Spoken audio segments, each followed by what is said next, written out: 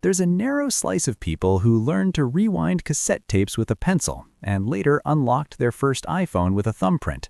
Researchers have struggled to categorize them for years.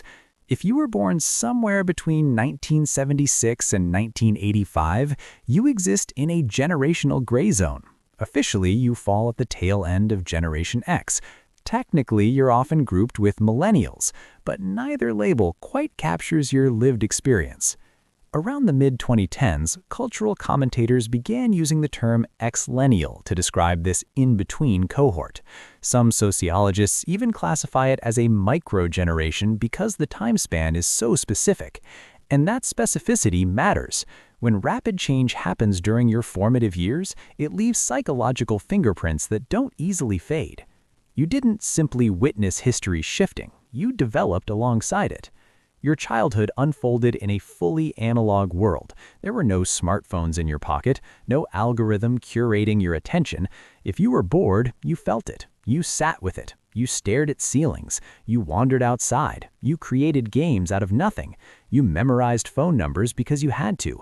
You navigated neighborhoods without GPS. If you missed your favorite show, there was no streaming platform waiting for you later. It aired once. If you weren't there, you missed it. Plans required commitment. If you said you would meet someone at 7, you showed up at 7. There was no on my way text, no last-minute update. Social reliability wasn't optional. It was embedded into the structure of daily life. Then, just as you stepped into adulthood, the ground shifted. The transformation wasn't slow enough to feel gradual, it felt abrupt. The internet went from novelty to necessity. Cell phones went from rare to universal. Social media emerged and multiplied.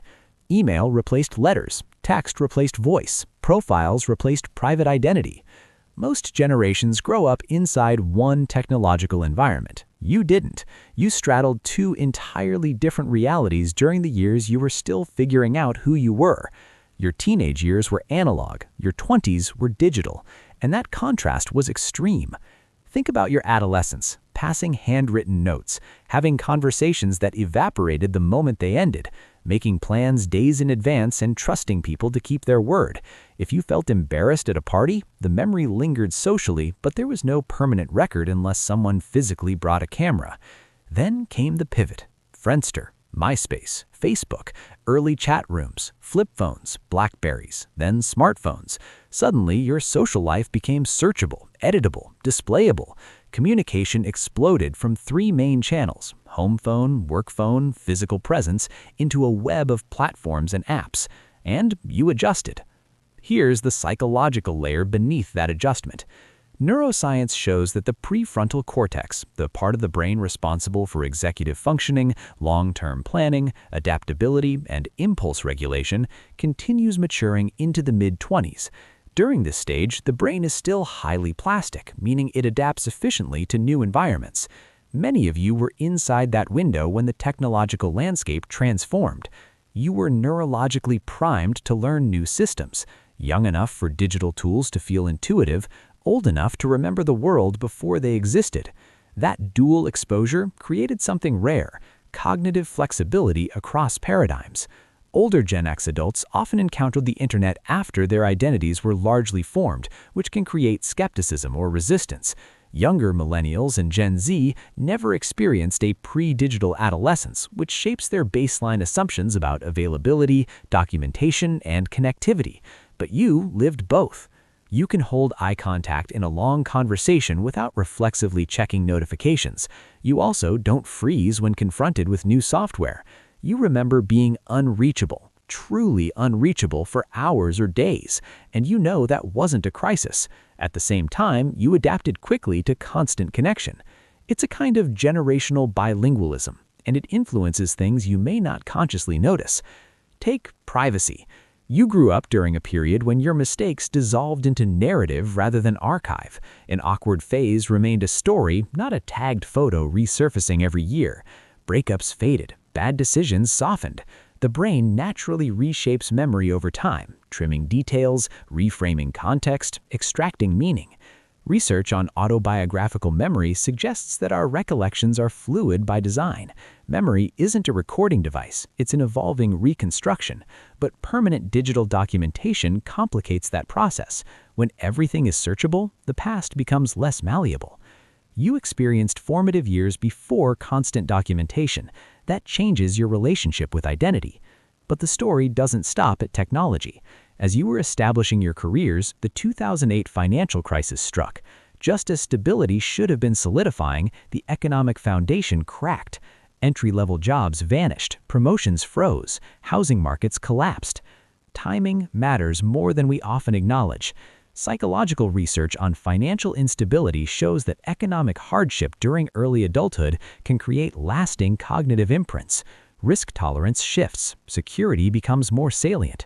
Even when circumstances improve, the nervous system may remain subtly vigilant. So you adapted technologically and endured economically. You learned that systems can change overnight. That adaptability likely strengthened you, but it may also have embedded a quiet undercurrent of, what if it falls apart again? That dual imprint, flexibility and caution, rarely gets discussed in generational conversations. Instead, culture tends to flatten nuance. Gen X versus Millennials, Boomers versus everyone. But birth years during periods of rapid transformation create lived experiences that don't fit neatly inside broad labels. You also grew up during the tail end of the latchkey era. Many of you came home to empty houses. You entertained yourselves. You solved problems independently. Helicopter parenting wasn't the norm yet. Constant supervision wasn't assumed. You developed autonomy early. Yet you entered adulthood during the internet's optimistic phase, when technology was framed as democratizing, connective, full of possibility, before we collectively confronted the trade-offs: distraction, polarization, attention fragmentation. That tension shaped you. You can be skeptical without being cynical, independent without rejecting collaboration, comfortable offline without fearing online. What stands out psychologically is your capacity to hold contradictions without distress. You remember the slower pace of the analog world, the waiting, the quiet, the physical presence required. But you also appreciate the convenience, the access, the creative opportunity of digital life. You see both gains and losses. You gained connection across distance, immediate access to knowledge, the ability to build businesses, communities, and careers that once required gatekeepers. You lost unstructured solitude, the patience forged by waiting, the mental spaciousness that existed before attention became currency. That awareness doesn't necessarily make you nostalgic in the same way older generations might be, but it does create discernment. And many Xennials describe a subtle feeling of displacement, too young to fully relate to classic Gen X cynicism, too old to fully align with digital native assumptions. You may feel like a bridge rather than a category. That isn't accidental. It's the psychological imprint of transition. You were shaped during a hinge point in modern history. Living through a major cultural overhaul during your identity-forming years may have given you something uniquely valuable: practiced adaptation. You know firsthand that environments evolve rapidly, that the rules can shift, that the tools you mastered yesterday may be obsolete tomorrow. But you also know that identity doesn't have to dissolve with every shift. You learned to adapt without abandoning your foundation. And in a world accelerating faster every year, that skill may be increasingly essential.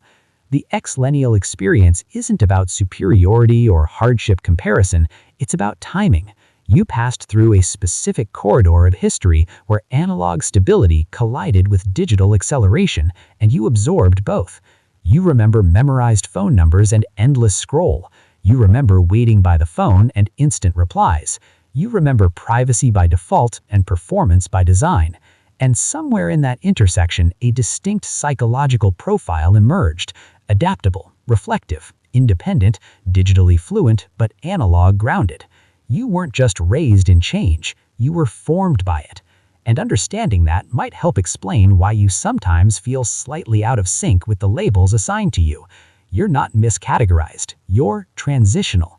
If this resonated with your experience, consider subscribing, and feel free to share it with a friend or family member who might find it interesting.